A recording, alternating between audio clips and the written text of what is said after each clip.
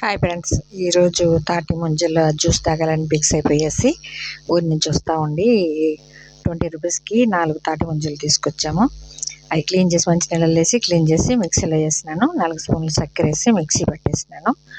1 cup నీళ్ళు పోసి mixie పట్టేసి ముందుగా నానబెట్టుకున్న చియా సీడ్స్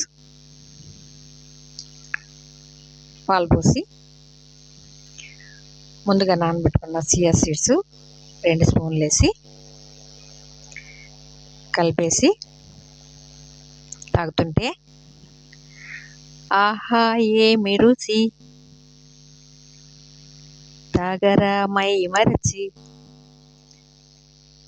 చాలా చల్లగా కడుపులో హాయిగా చాలా సూపర్గా చాలా బాగుంది. మీరు కూడా ట్రై చేయండి ఫ్రెండ్స్. బాయ్.